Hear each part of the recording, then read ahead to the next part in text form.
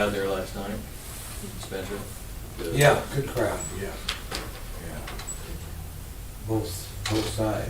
Yeah.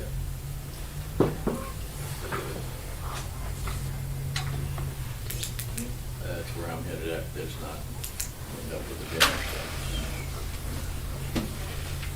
stuff. 6:30, we're gonna go ahead and call the meeting to order. Is there any additions or corrections to the agenda?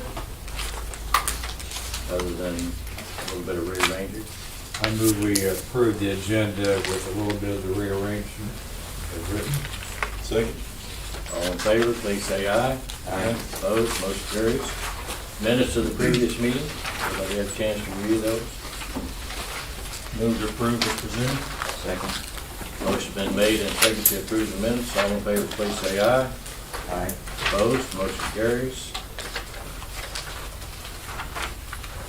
Mayor Dewey, it's nice to have you here today. Appreciate it. Are you swamped in work yet? Just Tony's work. Oh. He's wearing me out. Anything you'd like to visit with? Just one thing, one quick one I'd like to say to the entire department, all the department heads in here, your safety record for this year is an awesome improvement over last year. Very respectable way you're running your safety, and it's greatly appreciated by everybody. Thank you. We'll move right into reports then. Doug, I guess you're up first. Good morning, gentlemen. Good morning. I do have an action item for you today. This is a budget item to replace the battery banks at Miami and Southeast Substation.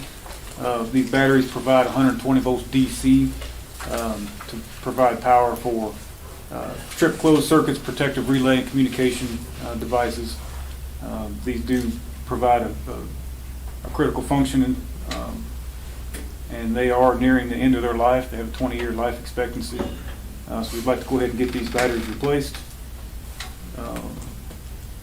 With that, my recommendations for a motion to request bids for 2 stationary lead-acid battery strings for Miami and Southeast substations. What happens with the old batteries, Doug? We'll sell them to a recycler. Okay. Okay. For this picture, is this one string of them? or That's one substation. Yeah, that's the Miami substation battery bank. So basically So there's that's 2 of 60. these. There's 60 cells in a bank to provide 120 volts DC. It's a lot of DC. People want to know how we have, the electric company gets power when we don't have power. It's from these batteries. This is when everything goes black, this is what operates everything, switches, Switch gear. switchgear, everything. All the outside equipment, the circuit switcher, the SF6 breakers, everything runs off DC. So what you're telling me is they're pretty important. Pretty important. Extremely important. We make a motion to request bids for 2 stationary lead-acid battery strings for Miami and Southeast substations. I'll second that. The motion has been made and seconded to request bids for 2 stationary lead-acid battery strings for Miami and Southeast substations. Any discussion? If not, all in favor, please say aye. Aye. Opposed, motion carries. Thank you, gentlemen. Not much to add other than Southeast Substation. I think the only thing we're left on as far as general installation materials, the oil containment system. I do have 3 quotes for that. Finally got that together, so hopefully have something for you at the next board meeting on getting that last bit of material for that. Other than that, that's all I have, unless you have any questions for me. Still only one contractor reviewed our concrete? I've had 2 so far now. 2 now? Yeah, one more.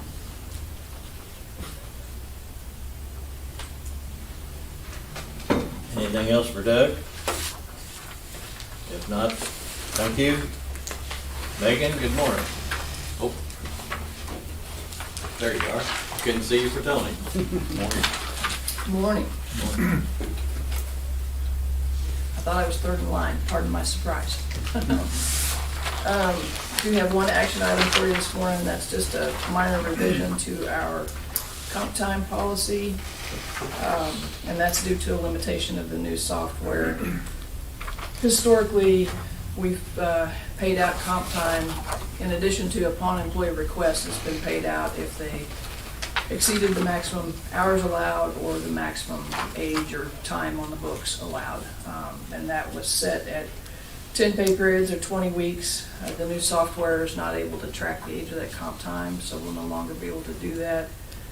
And from the input that I've received, I don't think this is going to be, a concern for anybody. It may be a relief, because from what I understand, a lot of employees are constantly trying to make sure they're not letting it get that old, so they can request the time off rather than have it paid out on in surprise on them. So this revision would update the policy so that comp time is paid out once it exceeds that 100-hour cap, and then remove all the references to paying it based on age. And hopefully clarifies the language a little bit, that it doesn't go over the 100 hours and then get paid. It gets paid to keep it at or below 100 hours. So we've got a recommendation there for a motion to revise the personnel policy regarding comp time, effective April 15th.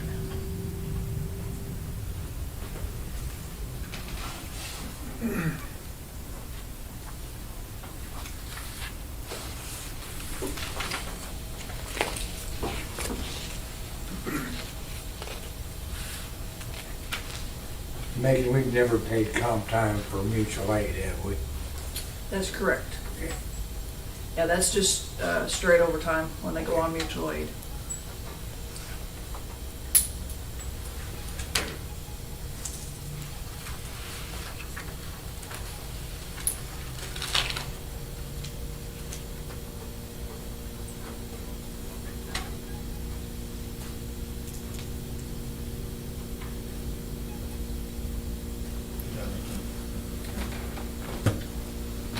Make a motion to revise the personnel policy regarding compensatory time as presented effective on April 15, 2022.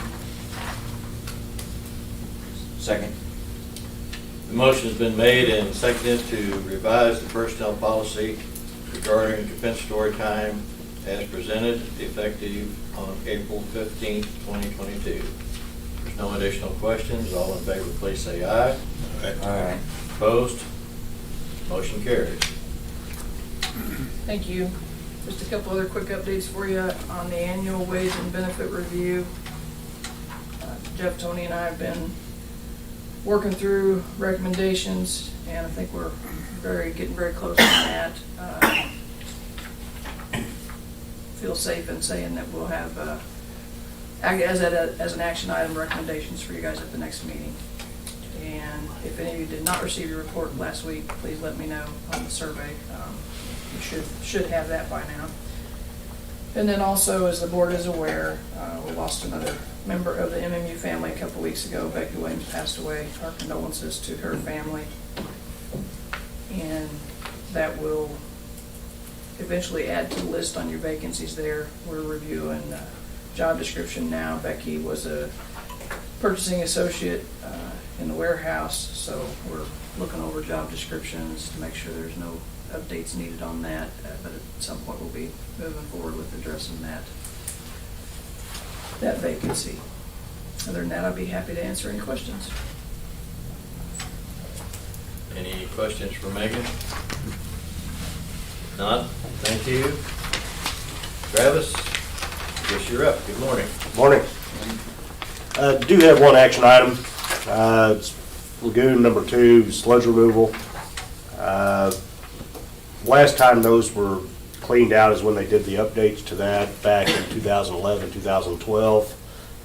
And in the photos there, you can kind of see how much sludge is built up and everything. So the capacity is very limited now. It's going to be a compliance issue and everything. So my recommendation, motion to request proposal for the sludge removal in lagoon number 2.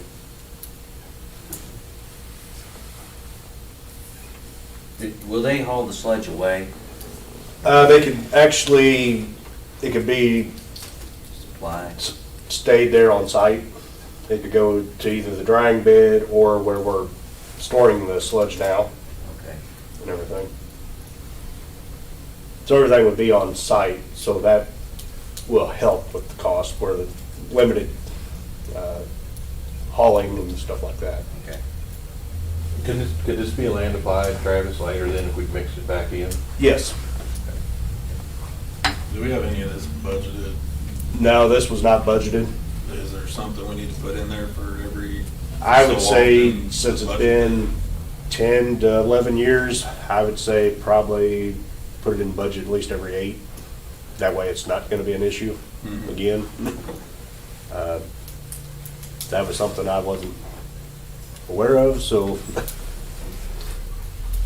How many contractors will bid on it? not real sure. I had one company just kind of give me an idea of what they would have to do and everything.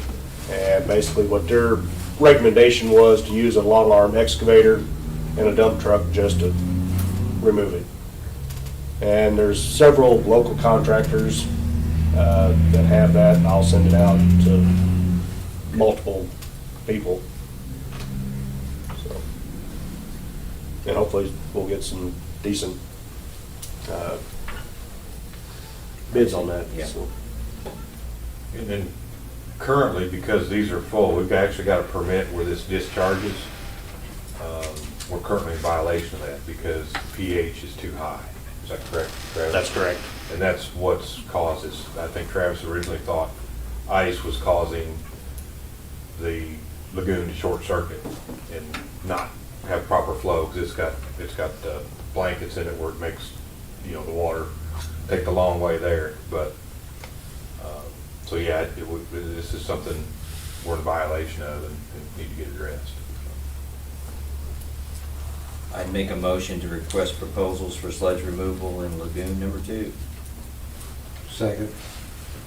Motion been made and second to request proposals for sludge removal in lagoon number 2. There's no additional questions. All in favor, please say aye. Aye. Opposed, motion carries. Thank you. Not much else to add other than what's in the packet. I'd be happy to answer any questions if you have any. Short staff on the, have you heard back from Immediate. Immediate replacement. That was the last I heard from them. The media actually showed up, but now they're short staff? short-staffed, so I don't know. Is what it is. Yeah. And I can understand short staff. Oh, yeah. And he said they're a small company and they're spread really, really thin all over the country. And that- Oh, well. No additional questions. Thank you, Travis. We'll jump to Nolan. Morning. Good morning. Morning. You guys should have a memorandum in front of you for, we did finally get a second quote back on our drip pumps. It's been an ongoing issue for a long time. Jeff and I had talked with Burns and McDonald, and these were the recommendations they kind of gave us to move towards to replace those with submersible pumps. As you guys know, Carl's guys did build the pedestals to raise the paddle drive motors up out of the water. But these pumps, they get flooded first. So the two quotes we got back were kind of far apart, but they both of them are going to be what we need. The recommendation we have, though, is a motion to accept the quote from Enviroline Company Incorporated for 2 grip pumps and associated equipment in the amount of $35,649. That does include base elbows, warranties, all the relays that would be needed to change out, and 2 pumps. The quote from JCI, well, that was just for a single pump and associated equipment, so it would be double that. And then is there installation on top of it, Nolan? So, yes, there will be an additional, it's gonna end up being probably around that 50,000 total. We did get one quote, but Enviroline, they recommended a contractor that came in not long after they started looking at it. And the number we got then was around 12,000, but we figured we need to actually, we'll come back for some approval on that to get bids. You know, we have a 14-week lead time to wait on these pumps to make sure we have something more firm, you know, being that far out. 12,000 per pump or per pump? Total. Total, okay. That'll be, they'll tear out the existing pumps and pedestals, install the new base elbows, and any associated piping that needs to be changed to make them work.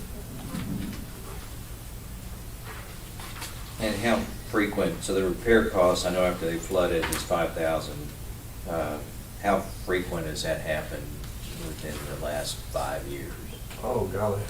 Over the 5 years, it's probably happened 25 times. I would say it's an Yeah, average of 5 times. Okay. It's every time it rains. Yeah. Uh-huh. So So, there's the payback. right. Uh-huh. Yep. Yeah, and so that 5,000 is just about the average of what it takes to rebuild those 4 motors at the motor shop. Like, you know, it doesn't include the labor, you know. The Grants guys have to come down with a sucker truck and help us clean that pit out, and then we have to get in there and pull everything, and it's, A labor probably runs at least the 5,000, because it's not, I mean, if you guys have been in the headworks, it's the very bottom of the headworks is where these pumps are located. And so that's full of water. You gotta get all that out. Yeah, it makes a mess, so.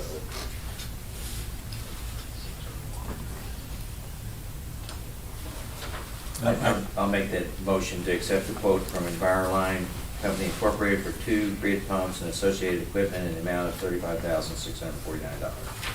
Second. thank you. Motion been made and seconded to accept the quote from Enviroline Company, Inc. for 2 grit pumps and associated equipment in the amount of $35,649. There's no additional questions. All in favor, please say aye. Aye. Opposed? Motion carried. Thank you. Sorry. Couple updates. I did talk with Meyer Truck Service in Mexico that is working on the spreader truck. They did get the build sheet for that truck. It's being built next week. He should have it by the 25th or 26th. We should have the truck by the end of May. Great. So, Great. And on the aeration project, had a progress meeting yesterday. They actually have almost all of the old steel equipment out of that basin, except for the bridges themselves. They have I think 250-ton crane coming in next Tuesday to pull the bridge sections out. And they'll start going back in with new pedestals for our mixers and things like that. So it is moving forward pretty well. Other than that, if you guys have any questions, I'd be happy to answer. Anything else for Nolan? What are the issues with the VFDs down there? Not real sure. There was a contactor that was bad in one. There was the fans. I think they had blown a fuse on one of those. And the electrician, everything's back running now. But I wasn't there the whole time. I just kind of, I could find out for sure what it was. But I think what caused it is when they had that dead end insulator on the primary fail, and it blew a fuse and it single phased a bunch of equipment. So I think that's what, it caused a problem in the return activated sludge building, in some controls in a couple other areas, but I think they've got it all fixed now. It's all running now, I think. yeah. But I think that was the cause. Well, yeah, that exhaust fan motor in the RAS, it actually, it fried that. That, for some reason, the overloads did not trip on that. They had to be changed out. It actually tripped that entire building that night, so. I think it was a rain event. Was it, Doug, that caused that? I mean, I think that dead end has deteriorated some, and then we had a big dry spell, and then it rained, and then it shorted out, and then that just dominoed into other things. You know how that typically goes. Anything else for Nolan? Thank you, Nolan. Jeff? Good morning. Morning. Sunshine, it's a little cool out, but see here. Yeah, I've got several action items this morning, gentlemen. We did get on the North Street Pump Station, preliminary design build agreement. We do have amendment 1 for phase 2, which would be the next step in that process. That would be to get to a design level where they could go out and get solid quotes or bids as part of the design build project. The $3.6 million does include this $210,000, and it does include the phase 1 pricing as well. So some of that money that we're seeing in that 30% or level 4 estimate is already, this is included in that. So hopefully when we get through phase 2, that estimate, hopefully will come down some, because they're still including, I think, a month of labor that was there because they thought they were going to have to do the work with the station in service. And when Grant and I met with them, we could take the station out of service, which will save them about a month's worth of labor. So depends on how inflation and pricing and things go too. So I think right now, hopefully we're kind of peaked out where the potential for increases is minimal. I think I gave Ken, you and Chuck took a tour there, and 1949 pumps and building, and basically this is going to take everything out of there, and all brand new is going to go in, and the building's going to get refurbished. And yeah, that station, the equipment in there served us for a very long time, very well.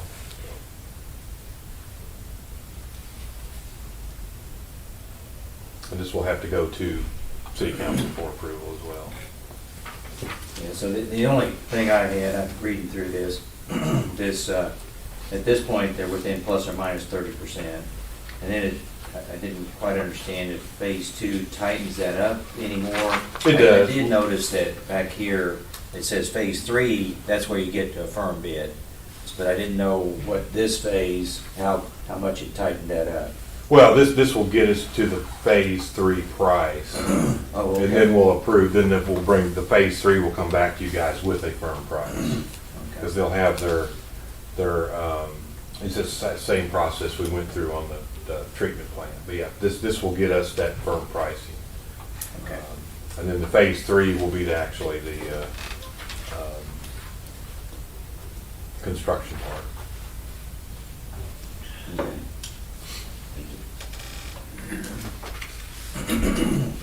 And if you see in here on item, the 2-4, we are working with them on ARPA funding for this project, or they're working, going to support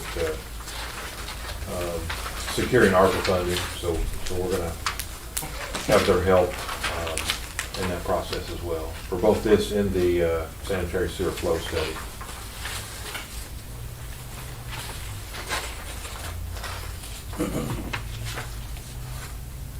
And it looks like this phase 2 is 120 days. Correct. Yeah. Yeah, we did knock some off. If you'll notice, it's we're using the generator that was at the Hab Center property that we did get. It's a 2008 Cummins. There will be some work. We probably should have Cummins come in and go through that. We have started it. It does run.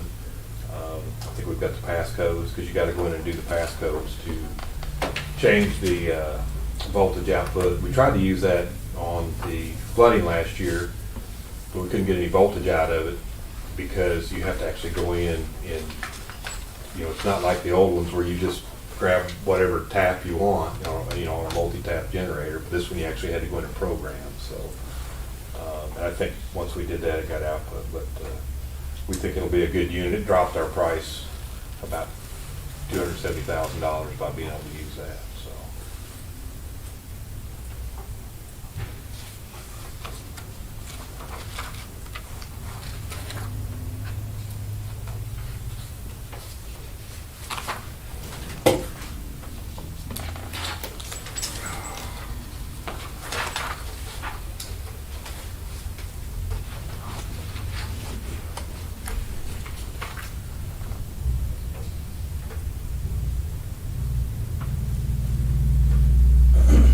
this will go to the city council for approval.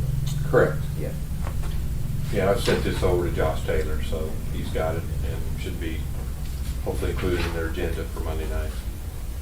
If you guys pass it, that's.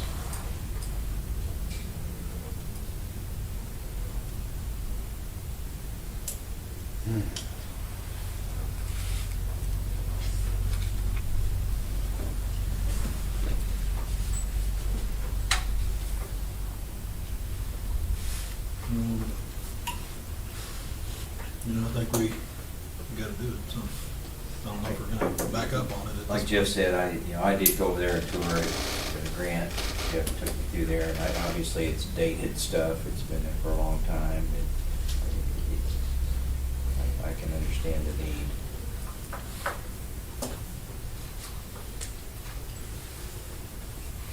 I'll make a motion to request the city council to authorize the mayor to sign amendment number 1 for phase 2 services of North Street Pump Station Building agreement with Burns and McDonnell for the lump sum amount of $210,000. I'll second that. Motion has been made and seconded to request the city council to authorize the mayor to sign amendment number 1 for phase 2 services of the North Street Pump Station design build agreement with Burns and McDonald's for a lump sum payment of $210,000. There's no additional questions. All in favor, please say aye. Aye. Opposed? Motion carries. Thank you, gentlemen. Second action item in there doesn't necessarily require action, but I think if the board takes action and supports this updated statement, that just, I think, reemphasizes, kind of why we're here. So this was one of the peer review recommendations, pretty easy one. I did circulate this with management to see if there were any other changes or updates besides what you see there. I think everybody's pretty comfortable with what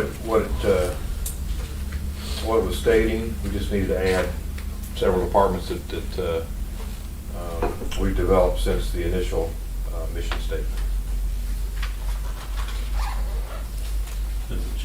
Approved by consensus? Yeah.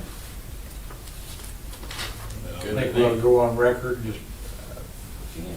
I'll make a motion to approve updated Marshall Municipal Utility Mission Statement. I second that. Motion been made and seconded to approve the updated Marshall Municipal Utilities mission statement. All in favor, please say aye. Aye. Opposed? Motion carried. One question, did I read somewhere else that broadband and Ashford would have their own separate mission statement too? Correct, and those Okay. typically, from the history that I look back, those haven't come before the board. Okay. Once we do those, I'll go ahead and put a list of those in here, just so you guys you're aware of them and what we do. I've got some drafts for those, I just haven't shared them with the department heads yet. We've been kind of busy on other stuff, but no, that's a good question, Chuck. Does each department have a mission statement? Correct, yes. Each department has, so there's an overall utility mission statement, and each department has their individual mission statements, which is centered on whatever that department provides, whether it's electric, water, wastewater, so. I'll just kind of move on here. I did, so I'm going to, kind of my goal here, the peer review summary. I'm going to put this information in the board packets moving forward with updates, just to kind of, keep us on track so something doesn't drop through the cracks. So if you guys like this, I'll continue to do it. Another topic that I think I want to bring up to the board is the free services to all city facilities. I've been approached by the park. They're wanting to add a bigger water meter, a bigger water line. They want to add another electric service. With the fact that these services are free, I don't feel like that should be my decision to add to what's being given away for the utility. I think that decision needs to remain with the board. So as these requests come forward, I think, unless we figure out something different, where there's a city rate or something, I think it's, the only way to do that is to let you guys know that the potential to be given more free services away is there. So I just wanted to start a discussion to get your all's thoughts on that. Yeah, and so wait, you know, and I know I responded via email to Right. us, and my thoughts were, you know, I think what we need to show the city is what, you know, what cost we incur, and start by showing what MOPEP charges for the electricity that we purchase. And I think that's, what, about 6 cents per kilowatt hour or something like that? It varies. Yeah, it does. All in cost is probably 6.2 to 6.4. Okay. Yeah. And Yeah. Tony can correct me. I was kind of looking at this, that's where I Right, was getting yeah, it from. yeah. Yeah, so It varies. year-to-date through January, 57.89, so what about? And that's gonna change when we go to time of use, because then if they're Right. running a peak, you know, it could cost a lot more. So my thoughts are that'd be a place to start, you know, say, hey, we're at least paying this as it's coming to us. So we ought to, that ought to be a pass-along cost to the city. And then, you know, if we want to consider some percentage above that, you know, as a, you know, to cover overhead and things such as that. Yeah, and I think in our cost of service study, they look at each customer class and what the actual cost to serve that customer class is. And so it includes everything, you know, administration, power purchase costs, demand, infrastructure, you know, your substation. So I think we're probably pretty close to maybe having some of that already based on the study we had performed by Toth. Yeah. So if you want, we can. I just have to gather it up. We just have to gather it up and bring it back to you. And my other thought was, I don't know, I think we, as a board, this is just me talking, present it to the city administrator, and then let the city administrator communicate to the mayor and the city council. Sure. I don't know. I appreciated your comments. Present what to the city administrator? A proposal to provide utilities to the city at a reduced cost, not free, but at a reduced cost. Yeah. Yeah. I've always kind of felt the same way. I think they should cover the cost of their utilities. You know, not necessarily we're making anything off of them. Yeah, I mean, I think kind of like full retail versus, you know, maybe a wholesale cost or something like that. I don't know, that's kind of the way I think about it, but. Well, to me, it's kind of, if I didn't have to pay for utilities, I would turn my air conditioner off. I wouldn't worry about my lights. Jeff, what would be the timing on Yeah. this? Yeah. Well, we'd have to gather some data up and bring back to you. I think if everybody's in agreement with what Chuck's saying, I think we'll bring back the information we have from the rate study that shows what the cost of service is for that customer class. And then we can bring that to you for each customer class, because I think the city's got quite a few different facilities, and there are probably 3 or 4 different customer classes, I would imagine. Commercial mostly, I think.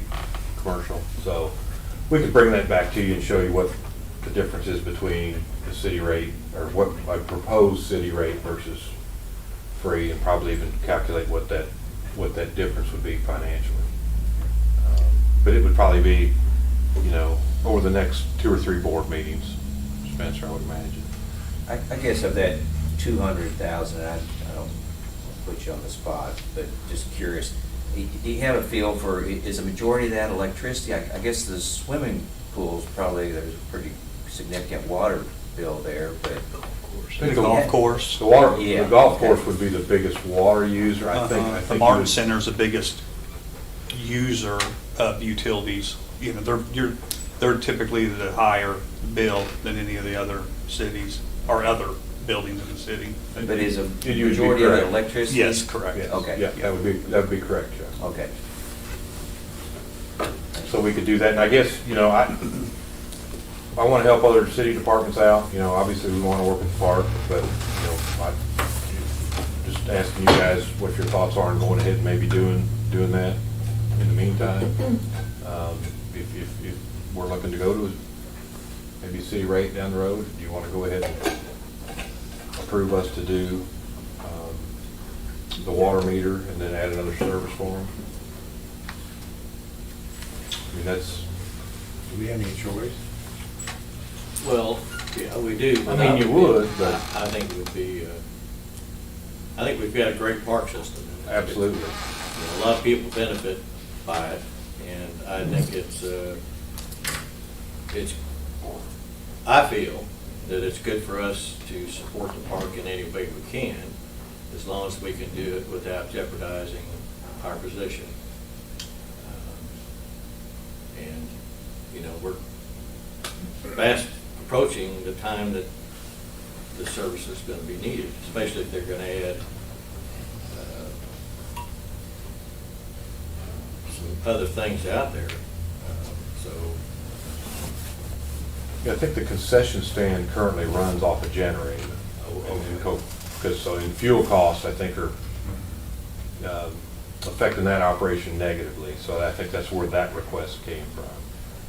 They do have an existing the water service they have is through a 5/8 meter, and I think they use that to fill their big tank for spraying their golf course.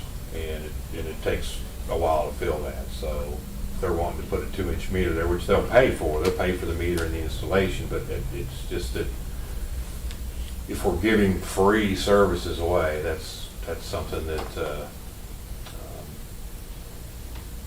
you know, I wanted to have you guys make that decision. And, you know, and if there's a possibility that we can come up with a reduced rate for them down the road, I think that would make this easier going forward. But they're willing to pay for a new meter upgrade. Right, and I think on the water lines, they would pay for the meter upgrade, and then we would need to do, they were also requesting our boring machine install 500 feet of 2-inch water lines. So you're looking at, you know, better than a day's labor probably by the time you mobilize, get everything set up and bore that in on one side. So it's probably, we'd be into it several $1,000s from labor standpoint. I think the meter was $3,700, and they would pay that, which would be the meter and equipment and labor cost to install. My feeling is they're gonna use the water, they just wanna get it there quicker. So we're not really giving them any more, any less, we're able to get it to them a little quicker, so they got, I they're think saving labor. we're creating the potential for them to use more, which, Yeah. um, But, and this is just the way I feel about it, if they're asking us for this and they need it, they feel like they need it for the park, and I kinda wanna do it for them in good faith, thinking that we will be able to work with the city to come to some amicable agreement, that they would cover at least the cost of their utilities. And I don't wanna hinder anything that the city has going. If they need help, then I wanna help. I do think there's stuff that needs to shift a little bit, and we need to work together, and part of that, I think, is getting our reserves figured out where they need to be in each department, figure out where we're lacking in each department. We're working on that. So, you know, I don't wanna hinder any good faith moving forward to try to work together. okay. So, yeah, if that's a consensus, and that's, I don't think we need an action, but if it's a consensus for you guys to move forward, then that's what we'll do. I would agree. Yeah, just in good faith, like, all right. I think let's get this going. I'm all for supporting our city park. do you have any feelings, Spencer? Yeah, but I don't think you want to hear them. Well, I think that's, Still concerned about, we're going to go to the city administrator with a proposal to ask if we can get some relief from some of this cost. Is that correct? I think what Chuck's saying is a proposal for the city to go to some type of rate other than no rate. And then that would be, what are our costs, and then do we need to add a little bit of that to cover? I mean, that's gonna be a decision you guys make on what goes there, but I think, if I'm understanding You're Chuck right. Yeah, it's- that's It's it. taking something to them that says, hey, here's what our cost is to do this. You know, Will you we give don't us think free, consideration? In other words. we don't think free services are fair to all the ratepayers, but here's a reduced cost, and and I'm thinking that's kind of Yeah, what I'm But getting I at. think the other thing we're talking about is a new service for the golf course, an upgrade to a 2-inch, and they're willing to pay for the meter, put the meter in, but then we would contribute labor for running the underground. I have no problem in helping the park out. I think that's something we need to do. My concern is that I see no concern from the city council about the cost or what this is gonna do to the utilities. There was not one question the other night about what's this gonna cost the utilities? What's gonna happen with you guys? How does this economic development fee affect the utilities? Not one question about that.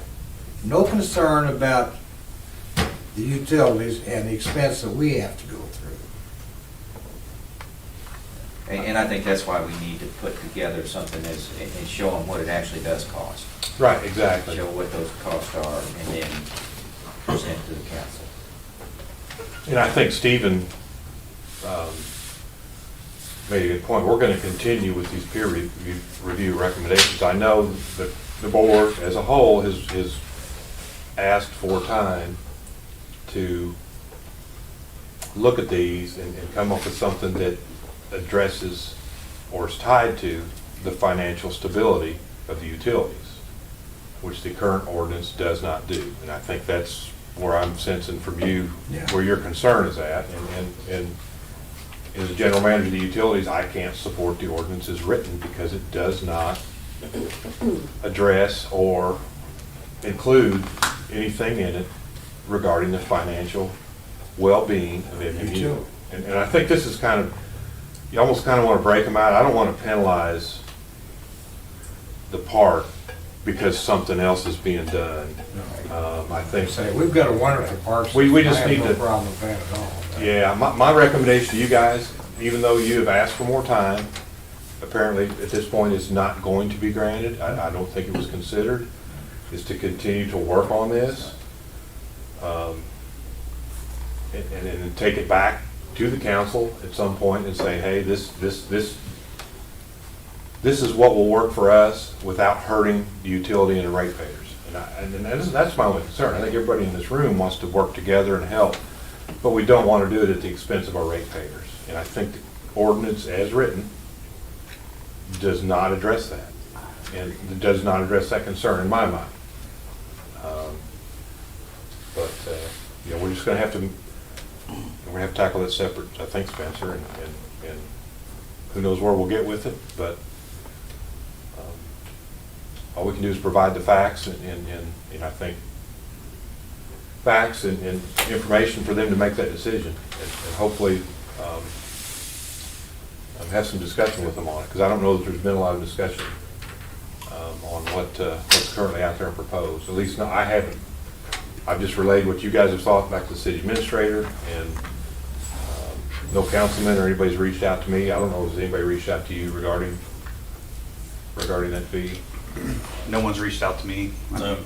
So. Yeah, and I think that's a problem. In my mind, I'm just giving you my opinion as general manager. Who's responsible for the overall financial well-being of the utility? That's in my job description. It's a little concerning that there's not more discussion back and forth about what's being proposed. But we'll work through it. But I think right now the park and the park didn't ask for this policy, and it's I just before we continue to keep giving things away, as long as we're under the current operating conditions, which is, I put the ordinance in there.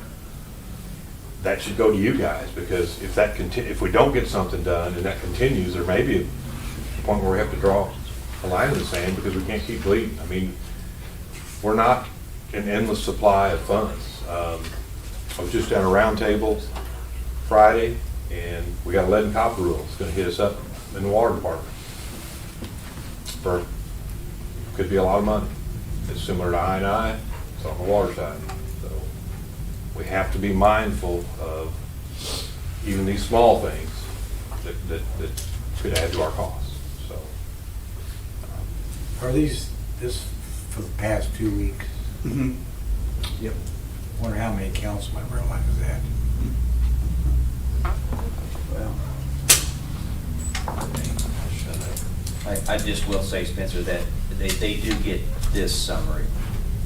We do send that see over to the city, correct? Yeah. Yeah, they don't see the breakdown, but they do see that total. But if there's a consensus and you guys want to, go ahead and do that while we're in the process of trying to figure out a better way to address the,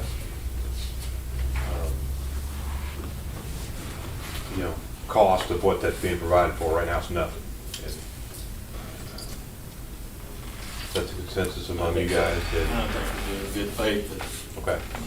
And I do appreciate you putting these peer review statements in here on a regular basis. And Okay. I think that as long as we can continue pecking away at these and staying on top of it, I think that's important. Do you have anything else you'd like to? Yeah, that's just the peer review. I think we got some great recommendations there. The financial stuff is probably going to take a little bit of time. Tony's neck deep in the middle of the software, getting the billing updated, and doesn't have the time to dedicate to some of the financial stuff in here that he would if we didn't have that going. So some of those may take a little bit of time. I don't know if you guys have any input on what's in there, any questions. I'd be glad to try to answer those.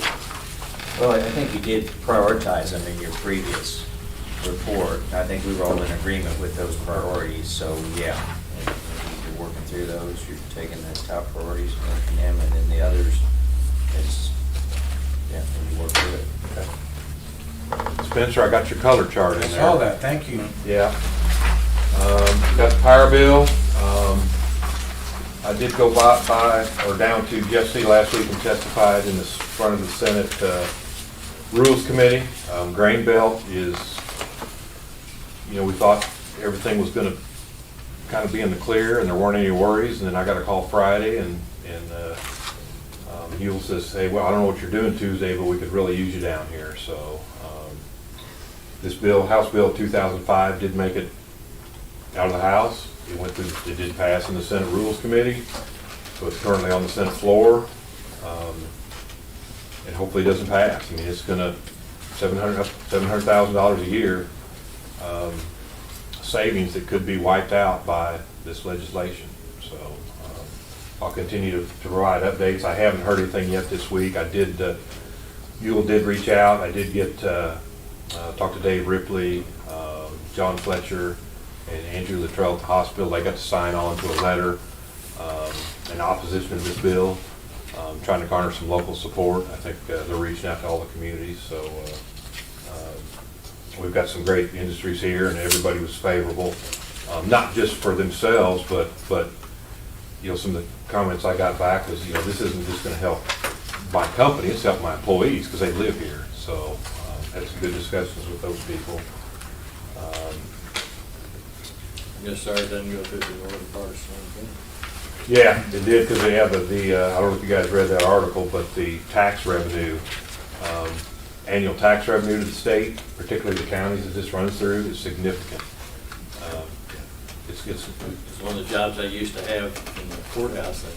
I got to figure the utility rates for railroads, utility lines, telephone lines, gas lines, and you have to break that down into every political subdivision, every school district, every water district, every ambulance district. It amounted to over $2 million just in Saline County. Yeah, there was a former county commissioner from one of the counties that the line runs through, and he was in support. Yeah. Well, because, you $700,000 of additional tax income to the county. What north, how far north does that run, Ken? well, there's a map back here. It's not too far north of the county line. No, it goes through Carroll County, just across, if you'll see right here, the northern tip Yeah, I see it, yeah. of Saline County, right there at Miami, it's gonna go. And unfortunately, it's controversial, but I mean, that's, you're shutting down, Slater used to have a coal plant, and when electricity started, all your generation was local. Well, that's going away. And then the move to clean power, I mean, Kansas has That's the Saudi Arabia, I've heard that term, Saudi Arabia of wind power is western Kansas. But there's no load there, and the only way to get that load to where it's used is through a transmission line. The current lines, in my opinion, we've got infrastructure issues in this country, and certainly the grid, areas of the grid need updated. And then this would greatly help that, and then the transportation cost is where the savings are at. Because what happens is, if I have to go through a line you own, and then a line you own, and a line you own, that pancakes. So I got a rate for each one of you. So that rates, they call it pancaking. By the time it gets to me, I've got a stack of rates that I have to pay just to get the power here. Well, this will be a one rate negotiated for 25 years. So that's where the savings is from. And then that would give MOPEP the ability to contract with more wind farms to buy power. And so not only is this initial savings, the potential for additional savings is there as well. In the next 10, 15, 25 years, if you look at it long term. So we'll just, it's I think it's progress. I think if we as a state and nation don't start making these moves, it's gonna, I don't think it's gonna be good. But I was interested, I got this article and I looked and I thought, well, that's Marshall on there. I didn't realize that would happen, so. Jeff, on this chart, you say that loads were down about 10% in February because of more normal weather, right? Yes, and that would be pool-wide. Pool-wide. So that could vary between each member, but overall, I think it was a 10% drop. Now, the source of generation, does that change a lot or just a little bit? I know coal has been running about 76%. It varies. Varies. Right. Right. I think that 10% drop you're seeing there, Spencer, is because the load was so high last year, in last February, because if you look, that's compared to last year. Yeah. Last year was Winter Storm Uri, so the load was Pretty high. Yeah. pretty high. So if you look at this color chart, I was at a meeting with MPUA Friday, a roundtable, and their market analyst and energy scheduler was there, and so she's the one that's put together this data and does all the analytics on the wholesale market, but they don't have anything showing them really what the retail side is. And topic of AMI came up, and she looked at me, she said, it'd be really nice to have some user end data. So I gave her access to our control center and set up permissions where they can have that data. So I think that's going to help them moving forward. She was very grateful. I think we're fortunate to be able to do that. We're ahead of the curve in a lot of areas when it comes to AMI. Probably be one of the first to go to a time of use type rate. A lot of discussion down there about electric vehicles as well. We're getting into the EVs coming. So there may be a EV rate, special EV rate as we move forward. A lot of discussion there. So I don't really have anything else to add. I'd be glad to answer any questions. Anything else for Jeff? Thank you, Jeff. Grant, we're back to you. Hi, Grant. Morning, gentlemen. Morning, Grant. As you can see, the picture of Martin McDonald was here. They set 8 total flow meters. Those are the Doppler systems. So that's inserted inside the pipe, and the water flows over that little black piece in the stainless steel lining. And it measures depth and velocity to give you a flow rate. 6 of those were lucky enough to get installed before the rain last week. And the next day they did the other 2 and 4 rain gauges. So that study is up and going. We did get confirmation yesterday that manholes for the Odell and Jefferson project will go into production next week. We got about 2 weeks left on delivery of our pipe, so the timing of that is working out way better than we thought. So we all did up and going on that. And the only other thing I wanted to update the board on is been discussing a lot in these training sessions, the lead and copper rule. It's come out, and the only thing, it's come down from EPA, And the only thing that they know won't change is that we have to be in compliance by October 24th, 2024. What that involves is we have to inventory our side of every water service in town from the main to the meter. But we are responsible for the water quality to the tap. So they want us to inventory the private side also. They don't have very much knowledge on how we're going to accomplish that. We can't trespass and do it. We have to have permission. The DNR is coming out with a form that we can kind of use to inventory. You got to inventory type of material it is, and all we can do is send out letters that we're going to be in the neighborhood and maybe get some pre-permission so we don't have to, bother people at work and this and that. And if we don't get permission, we have to record that they denied access. EPA is not one to move parameters very much, so DNR and EPA are working that out. What they have told us is we're not going to be financially responsible for the customer side from our meter to the house, but we will be responsible to be the liaison between EPA and the customer to get funding. I don't know what that's going to entail administrative wise. If we have several homes that have lead services from us to inside the home, and we got to incorporate getting them funding. I don't know administratively what that's going to add to the plate, whether it be Well, we won't say anything else about lead pipes. Tammy might. Never mind, I'm sorry. The whole state's aware of that, and we had a lengthy discussion yesterday between several of us from different cities, and nobody's real sure. Fortunately for us, in the 90s, we had a removal program, and I would say we're 98% inventory on our side. But they don't consider us to our meter, our point of ownership. They don't consider that full replacement. We have to work with the customer on theirs, and that includes assisting them getting financial help. And I don't know administratively how that's going.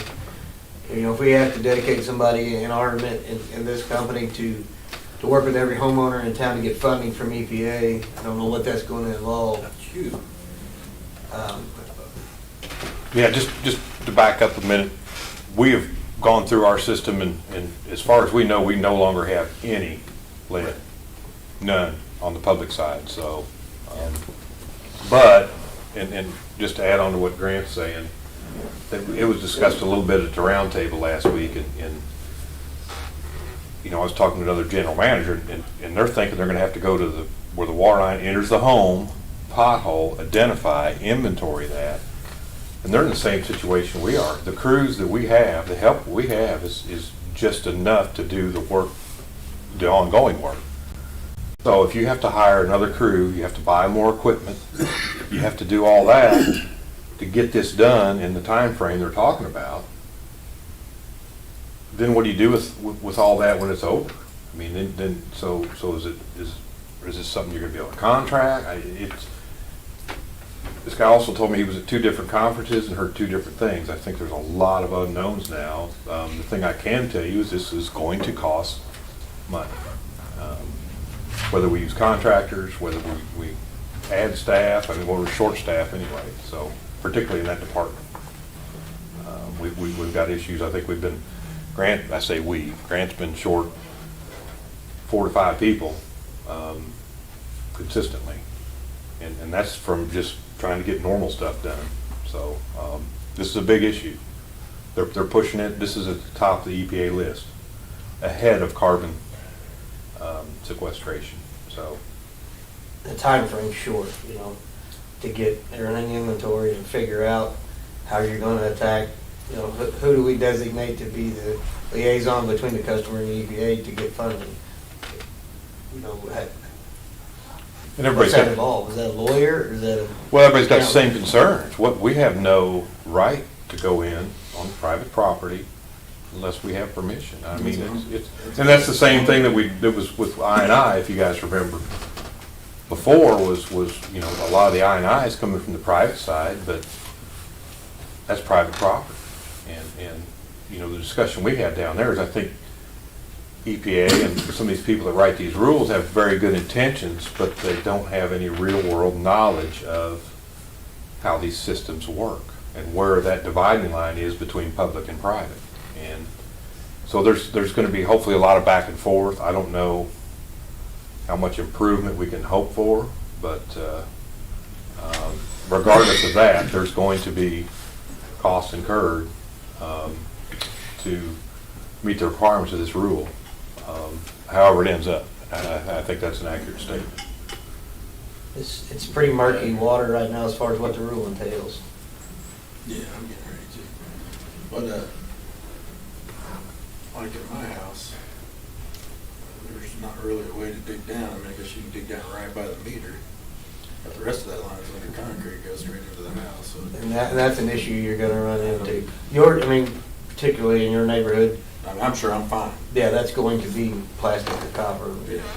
It's your older, but you know, some of these homes, you know, per se, I mean, permission is going to be a huge issue. And we're gonna, you know, with what we got going on the I&I side, you're gonna try to ask permission for two things at once, and it's, I don't think the EPA or the DNR has figured out exactly how they're going to attack that, and we were discussing yesterday, NPUA is a great partner helping us figure this out. Basically, all we know is DNR's coming up with a form, and EPA's not moving the date when it got to be done. So that's the two concrete things we know. And we'll be responsible to be mitigated between EPA and the customer for funding. So what that entails, I don't know. It will cost us more money. Exactly. So we just want, it's going to, you're going to hear lead and copper quite a bit. For the like next 2 I&I. years at minimum. See, Steve. See you, Steve. Y'all later. Good luck. Thank you. Get 100. I'm happy if I get 72. Anything else? Yeah, Grant, the manhole, what kind of I&I issues did that present? Both? So there was an issue between the ring and the lid where the metal ring and lid meets the actual concrete. Yeah. was seeping. And then there was a crack from about the second seam down about 8 inches. That I estimated it about 5 gallons a minute. It was That bad. pouring in there. That takes long. What do you do, replace the whole? No, we roughed that up, and we have a product called QSR. It's a cementous material. It's got fiberglass in it, and it bonds really well, and in like a 3-minute cure time. And we put that on there, and we water plug it, and then you'll put that over it and finish it over. Seals it off. And it seals it off. Thank you. Anything else for Grant? Thank you. Carl, good morning. Good morning, gentlemen. Carl. I don't have a lot to add. We are in the process of getting things out of the old truck shop over to the new maintenance shop area on the Benton Street property. You can see that 480 conversion there has been completed. It'd be nice to not be caught between two places, be able to do everything in the shop area there. 10 and 11, that's kind of an ongoing thing. We haven't really, it's an intermittent issue, so we're still looking for some answers there. Had the issue when we ran it on Thursday. We checked through some things, started back up on Monday to try and analyze some stuff, and we had no issue at all. So, and like I say, it kind of comes and goes, but we're still in the process of looking for that problem or issue we're having there. Other than that, First month reports are done. Everything, not a lot to add. I'd be glad to answer any questions if you have any. That's good. Yeah. Sure. Have you started on the building for Unit 6 yet, or are you waiting for weather to clear out? We're, weather and shorthanded, both, but everything is here except for the garage door, and Marshall garage door will be supplying that, and they wanted to actually wait until the rough end hole was there, so. But we have the materials all on the site, and hopefully we'll get, that's one of the priorities. We'll hopefully get. We'll pour our own pad and everything. But the pad's ready to go, so all that's completed. Good. Thank you. Yes, sir. Anything else for Carl? Thank you, Carl. Thank you. Jim, good morning. Morning. Morning. See, we got some pictures. Our blowing machine came in last Friday. The plan is hopefully to put it to work today. So after they get done with morning break, they'll probably be blowing hopefully 7,000 feet of fiber today out there on the Great. We'll cross our fingers on the road. So Where at, Jim? out on Lime Oh, okay. between Watermill and 41. So we've got 4 long poles in that area that we'll be doing next, the first 4 we do, and then we'll move up to Wildcat. The contractor, he's pretty much done with everything on the north side of town. He worked on 65 North number 2 area. All that's left there is a bore under a creek that he'll have a sub come in at the end of the month to do that. And then the 240th area, he's got a hand dig, or he's got to have a Southern Star gas guy come watch him dig across Southern Star pipeline, two spots, and then we have to put 50 feet of concrete over it. That's planned for tomorrow, but once he gets those 2 done, he'll be done with the north side of town. He's moved his equipment down to 195th. He'll be doing some stuff on the south side of town here shortly. I also have a little blurb in there looking for some direction from the board. Back in January or so, we talked about an IT support vehicle. At that time, we were talking about maybe looking at some electric or hybrid options. When we did the budget, we were just planning on looking at just standard vehicles, so I put 30,000 for a standard gas vehicle.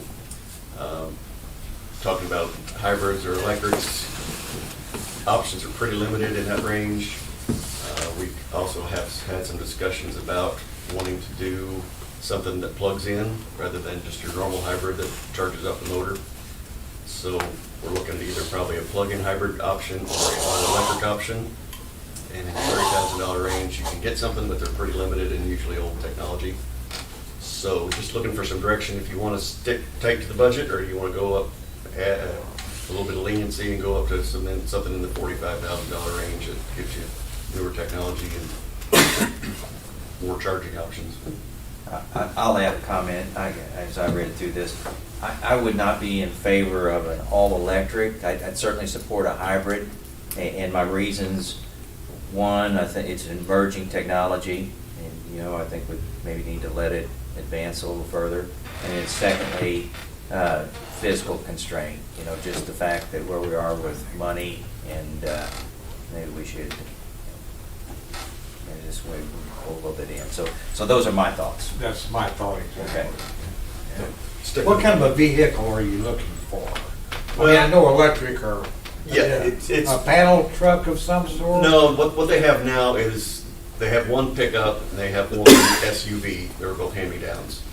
And they don't really need anything in particular. They won't be towing anything. So either another pickup or another SUV or even a sedan. It doesn't really matter for what they're using it for. Yeah, this is IT service, so these are the guys that go out and you have IT problems or help hook you up, or, so it's lots of short trips. And we kind of figured this would be a good vehicle to experiment with something electric or hybrid, because it doesn't go out of town very often and it's not super critical for hauling stuff or things like that. I just saw in the news this morning a Tesla, some guy videoed his Tesla locked up. He was driving down the interstate and it locked up at 83 miles an hour and he couldn't get it. He actually he videoed it. He had it videoed on his camera. showing the problems and nothing would react, yeah. Yeah, we've got 2 Teslas that park out front of the office. So that was some of the discussion we had at our roundtable Friday at MPUA. You know, I think GM and Ford have both announced that by 2035, that's all they're going to make is electric vehicles. And we don't have any public charging stations in Marshall currently. We're looking, those are coming. I mean, and my only thought, and Jim and I kind of talked about it here, was, you know, we are the electric company. You know, it would make sense to go all electric, but certainly, I understand your point. If that's the direction you want us to go, we'll certainly kind of look at hybrids or whatever. And we do have another vehicle in the budget for later, so if you want to just do a standard one on this one and save the electric or hybrid for several months down the road, that's fine too. Like I say, I'm not opposed to hybrid. I just don't think an all-electric is right. Not at this point. Yeah. Okay. It's just my opinion. I'm probably the odd person out. I would like to look at all the options. I may be wrong, but I thought that Ford and Chevy were coming out with a smaller pickup that was fairly reasonably priced. The Maverick, Ford Maverick is a hybrid. It's in the low 20s. I don't know that it's a plug-in hybrid. I think it's a standard hybrid. I'm not sure about that. And I also did look at some of the state contract things. You kind of asked about state contract before, Chuck. Part of the problem with state contract is you're locked into a single vendor, and it's not a local vendor. And a lot of the vehicles on the state contract right now have some kind of note that says basically sold out, or met our quota, we're not selling anymore. We're losing money, so we're done. And usually, at least on the part of the city, whenever they do that, it's more like a specialized vehicle, like, you know, maybe a dump truck with a loader for, yeah. Whereas, you know, some of their service vehicles, not so much. Thank you. So stick with about $30,000 of the plug-in hybrid. Well, that's fine with me. That's a general consensus, but I would still like for us to explore. Well, I would like to see us look at an all-electric vehicle at some point. You see, you have that budgeted later on? There's another vehicle later. It's this budget year's, which is running out fairly quick, but yeah. I mean, I think we could bring back some pricing for Yeah. what those would look like, Yeah, the way and we do all then that. you guys can, you know, we'll give you some options, and then Menu, yeah. it's not gonna hurt to look at This is it. looking for bids anyway. Right, yeah, Yeah. yeah. Yeah, before we started writing specs, then we Yeah. kind of get some direction. Yeah. That's about all I had, unless you had some other questions. Anything else for Jim? Think so. I think that's great. I hope this afternoon goes well. Hope so. Thank you, Jim. Thank you. I guess, Tony, we're ready for you. Oh, my. Morning. Morning. I do have the February financials in there. You'll see the new software, they look a little different, pretty much the same though. Our revenues for February were down slightly. And the electric side, I think Jeff kind of mentioned it earlier. Last February, we had the winter storm, so we had they had about $150,000 or $140,000 more revenue on the electric side due to the generation units running. So that's kind of where you see the difference in the revenue. Natural gas, you'll see is quite a bit higher. MME had hit a new demand pretty high in February, so they had an additional $46,000 of revenue they had to pay. And then that's in their contract, where if they go every MMBTU they go over the demand, it's $500 charge. And I think in February they went 92 over, so that comes up to the 46. Yeah, that's a ratchet too, so that price continues. It Once continues. they hit that mark, it stays there. So if you look at that revenue increase, it's their demand has gone up, and it's gonna stay there. Until they hit set a new peak. Right, and I think it'll only ratchet up, it won't ratchet down. Correct. So, yeah. So, but other than that, I think our revenues are pretty consistent other than those two kind of jumps. On the expense side, obviously, last year on the electric department, we had around $200,000 expense on the decommission, so that's kind of where you're seeing that difference in the revenue for electric. The water and wastewater, they were down. A lot of that was timing on the utility bills that we paid. So that's why they're off a little bit from prior year. Natural gas their expenses were down, but that's really more in line. I think last year we had around $11,000 repair, I think, to the natural gas line that kind of hit in February last year. So overall, I think everything looked pretty much in line. Then net income, we're still running at a loss in electric. If natural gas wouldn't hit that demand, we would have been in a loss there. But overall, I think the other departments are doing well. Cash flow, we're down in cash from last year. You will see that on the electric department, January, the last day of January is when we transferred the $2.5 million in natural gas over to electric operating. So you see our electric operating cash is up, and that $2.5 million of that was from the natural gas. Is that natural gas reserve? Correct. Is that okay. Yep. All right. Yep. We had sent that back to electric, and then we put it back in electric operating to help fund Nolan down there. So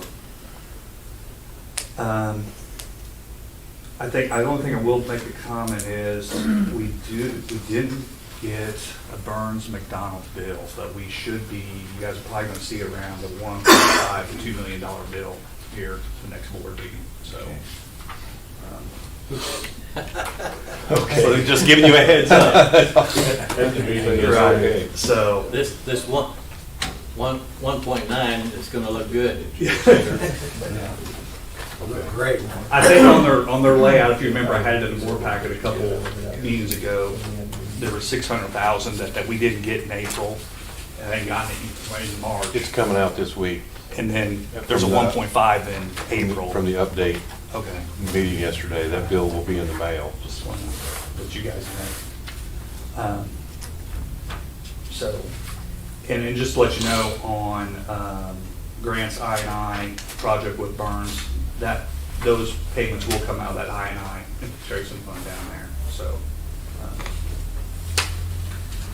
that's really all I had, unless you guys have any questions. I am still trying to get that cash reserve policy done in my spare time. So I do want to get it done sooner than later.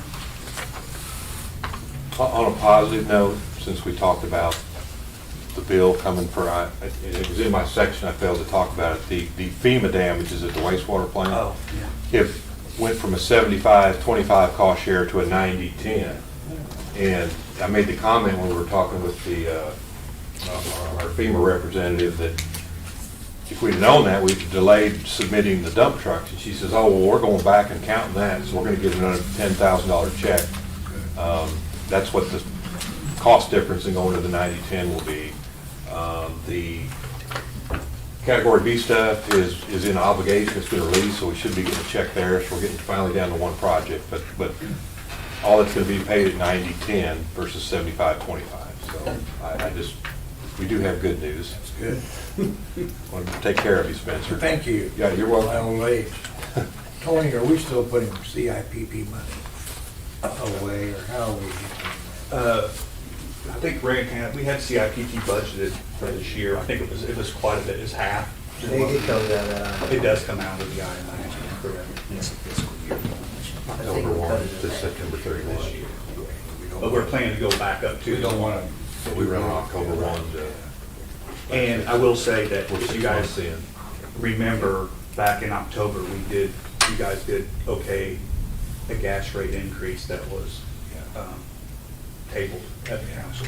So that's the loss there has been tens of thousands that we could have had. Particularly with that demand bump. Right. Do y'all have any other questions for Tony? No thanks. I do. Oh. I'm sorry. No. I'm sorry. On page 1 of the income statement, Yes. at the top,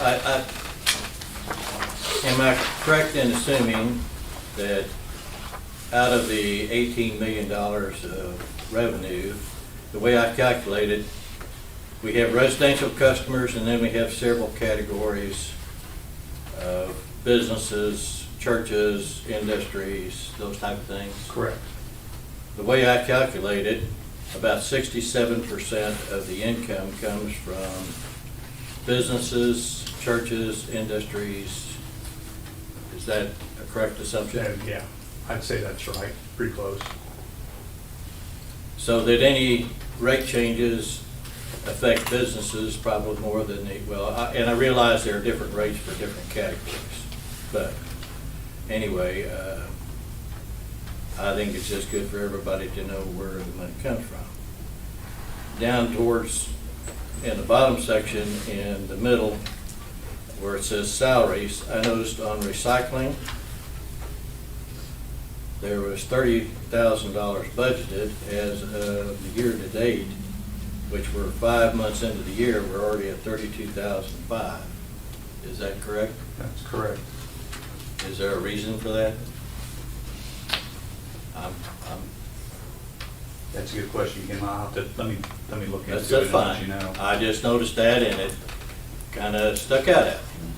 Well, and I did have recycle sales highlighted that I did notice that the sales are down substantially because of ConAgra not being in there. Yeah. But I will have to check on the recycled salaries. Well, I think, when did we lose ConAgra? March. But March. It should be April, March, it'd be about a year ago, 12 months, right in So that it area. shouldn't be in there. So yeah, I'll have to look at it. Let me look at it and I'll get with you. Like I said, they just kind of stuck out at me. There was one other one like that a little bit. Yeah. Hey, listen, I don't know if you're done. No, go ahead. You- On page 3, under supplies, there was miscellaneous admin, 10,000 budgeted, and we're already at 40,000. So we're 30,000 over. So here's going to be the problem with this year's budget. So last year, when we set the budget in October,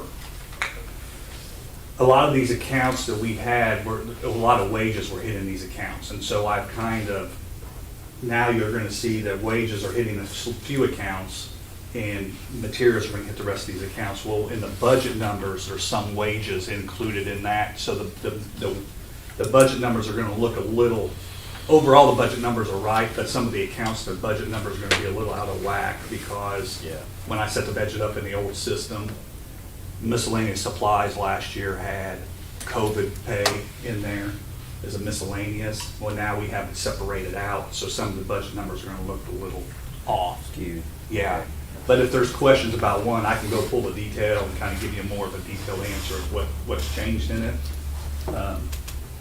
But there is going to be some variances there on the budget, remaining budget versus what's been used. But which one were you talking about, Chuck? I'm sorry. It was subcategory 535 supplies. It was down there. Oh, okay. Yeah. The miscellaneous. Miscellaneous, because for the month, we were like 6,500, which was almost 2/3 of the total budget. On the miscellaneous admin? Yes. That's what we're looking at? Yep. Yep. Yeah, let me look at that one. I'll look at the detail of it and I can get back with you. Okay. On page 2, under fuel and purchase power, natural gas and diesel, I noticed year-to-date that those are significantly higher. Is that because of? That's because we just never know how much we're gonna run. you Yeah, know? well, I figured that's, Yeah, okay. yeah. So I kind of be conservative and say, hey, I don't wanna throw a huge expense in there, but I also don't wanna not throw anything in there.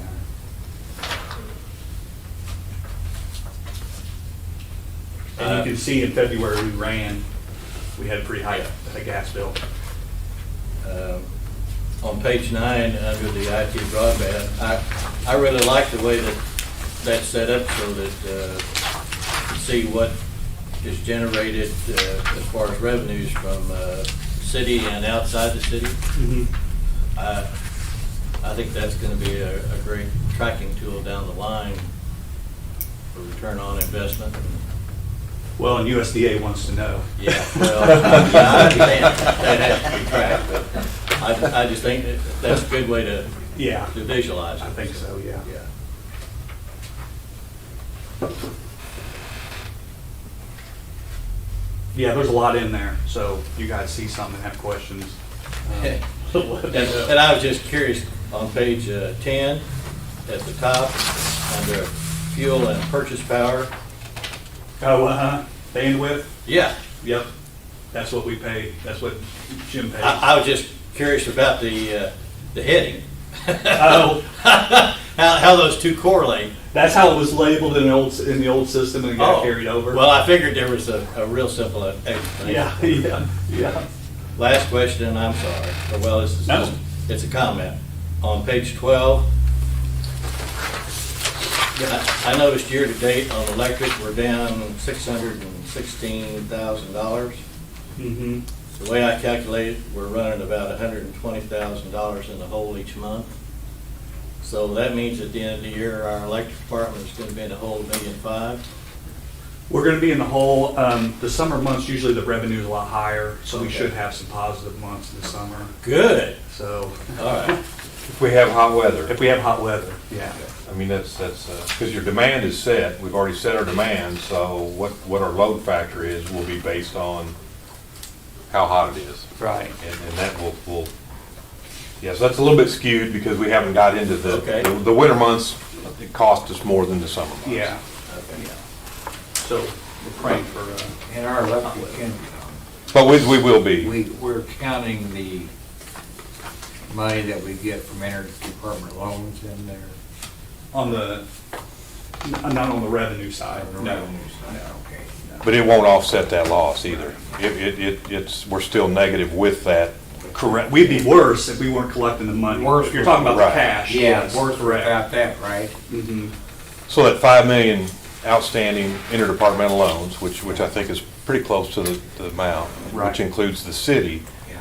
those payments coming back, if we didn't have, I mean, that money is really being spent as it comes back. Yeah. It's being eaten up in the Right, operating account. right. And we knew that when we did our rate recommendations, Yeah. because we no longer have the coal-fired power plant.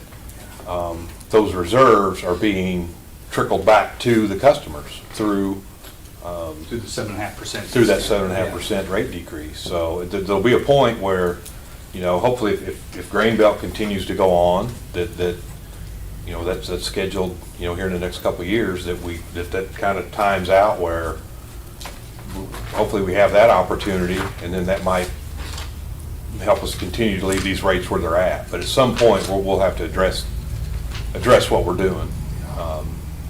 So yeah, that would be correct. If we didn't have that 5 million outstanding, those payments coming back in are basically, they're keeping us close to even, but we're still operating at a loss. And that's intentional to trickle that money back to the customers.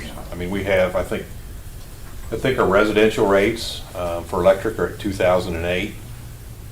So, 14 years, same rates we had 14 years ago. And I don't know that there's a lot of things you can buy today that for the same cost as it was 14 years ago. So I think we feel pretty good about what we've been able to do there. It's funny how I've been, with the software on the billing, the guy I'm working with out in California, working remote, and he was looking at our rates, and he's like, your residential is only 10 cents. I was like, yeah, he's like, California's 53 cents. So he was kind of jealous. He's like, man. Yeah, I've looked at time of use rates in California. Their off-peak rate is like 30 cents. Well, you know what you ought to tell him and anybody else you talk to like that? Marshall is a good place to be. We've got one of the best internet departments there is. And you can sit here where the air is clean. I know. You can go hunting and fishing and have a good time. and do everything right at your home. And if not, we'll provide an office for you. Well, you know, it's funny because I asked his name's David, and I'm like, David, if in a normal world, would you have been here? And he's like, yeah, we would have been physically there. But he said, in today's COVID, he's like, we're never going to travel again. He's like, we're going to be remote, doing this full time.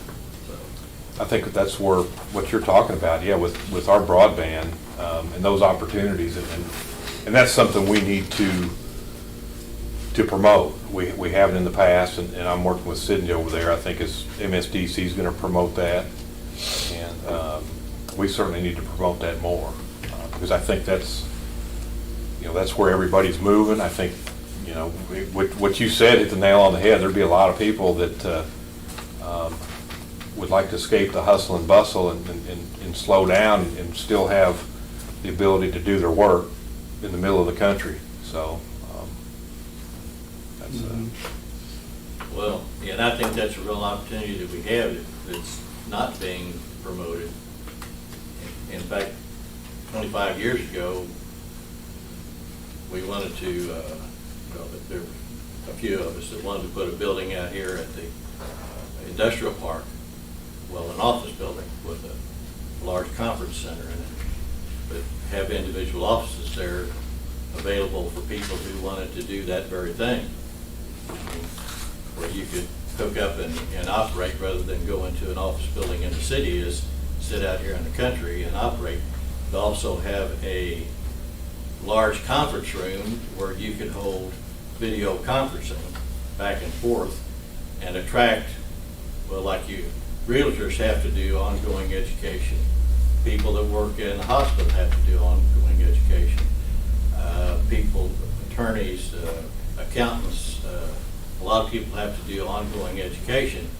If you can provide a space where you can have two-way conferencing there, they can come here and do that rather than go to Columbia and spend a night in a hotel there, and save a lot of money, but also, you know, generate some income and do it locally, and we saw this going on in Iowa 25 years ago. And it was really neat. But it's a way that you can do some stuff, and I don't know, I still think there's a market for it. Yeah, and I think that's something that's being worked on through MSDC. I know, and I don't know if it's exactly what you're describing, but a business incubator. Right. There's some ARPA funding for that. I know Sydney's doing the Launch U, which is a scholarship for entrepreneurs. She was at the Maastricht Institute out at the college, which is their entrepreneur program.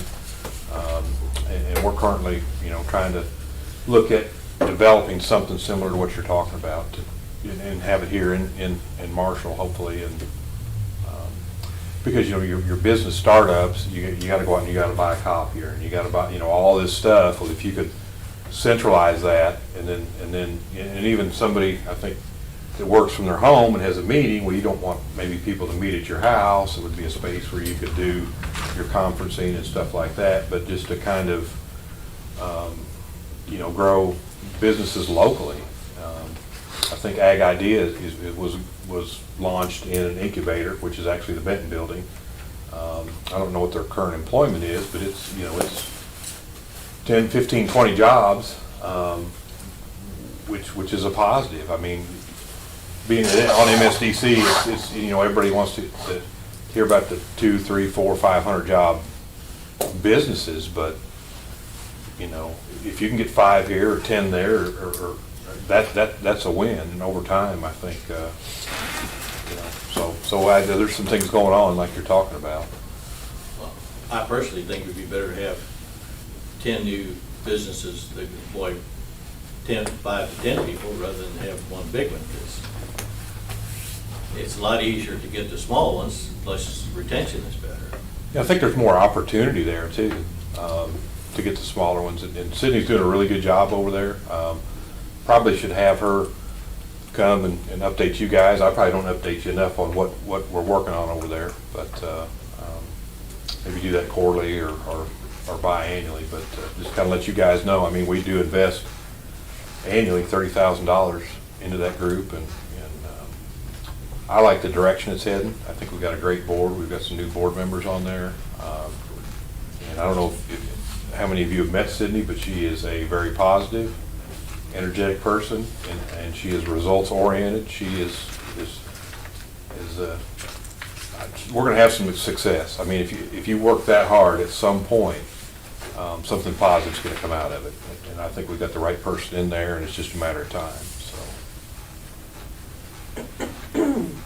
Anything else? If not. Yeah, I did have one. I was curious, do we know what the impact on the utilities is going to be with Great Circle? We haven't looked at that yet, but I think they've just got the accounts they have with us. I'd have to look. We'd have to look, We Chuck. kind of Okay. knew, we heard that they were possibly closing, but I hadn't looked at it yet. So check it out. But I think they actually made the announcement. They did, yeah, end of May, I think, they're closing that campus. Right. Is that May, June? That's what I understood. End of the school year, I think, is what they referenced, so yeah, it'd be May. Yeah. And I don't know, but it'd be another facility we could hopefully get something into. Yeah. Yeah, I think it's around 60 jobs.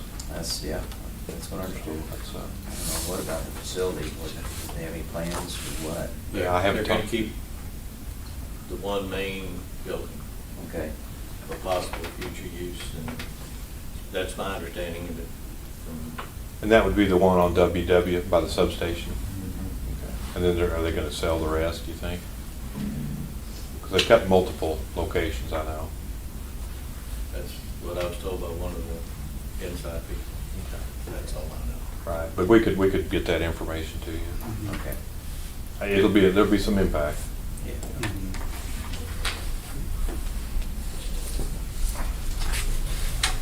Anything else? Jeff, do you ever foresee going back to the council, I guess, to the city administrator, about the fee that we had come up with for MMA? Or you think that's a dead issue, or have we? I think it's gonna come back up, shortly. And I'm still working with, Liberty on rates and some other issues, pertaining to gas as well, so. Haven't had a lot of luck getting, the rate study. They have a rate study, and, I've requested it a couple times, but the gentleman I'm communicating with is pretty busy. I think they're backed up from COVID. They had, COVID put the brakes on a lot of things, and now they jumped out and hit the ground running, so. But yeah, I think at some point, in the near future, that may come back up. As it should. As it should,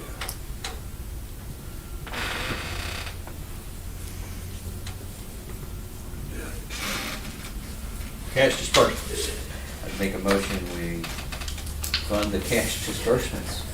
Second. Motion been made and seconded that we approve cash disbursements, and hope the city council will approve. Thank you. Enjoy this one. 'Cause All in favor, please say. Opposed, motion carries. the Burns and McDonald bills coming in, that was low. Yeah. I will say our work comp was in there. I don't know if you guys saw it in there for 133. Last year it was 255. Yeah. So Yeah, I think as Dewey mentioned, yeah, staff has done, kudos to everybody that works here. I think the culture here towards being safer is great, because people are our best asset, and when they're hurt, that's not a good thing. So to cut the work comp rates in half, doing what they do every day. Utility jobs are dangerous. I mean, that's just about every one of them, there's hazards there. So I want to jump on Dewey's comment and thank the department heads and staff as well for their hard work. And I think the board would like to add their thanks. Next board meeting is scheduled for April 28th. Does that meet everybody's schedule? Okey-doke. guess I would entertain a motion to adjourn. So moved. Second. Motion been made, seconded to adjourn, all in favor? We are officially adjourned. Chuck, did you see the thing Thank you, on Mayor. TV about the driver that has lunch? Yeah. That got stopped. Got pulled over. Pulled over. Pull over, nobody in it. Nobody in it. And then it took Didn't off. drive off.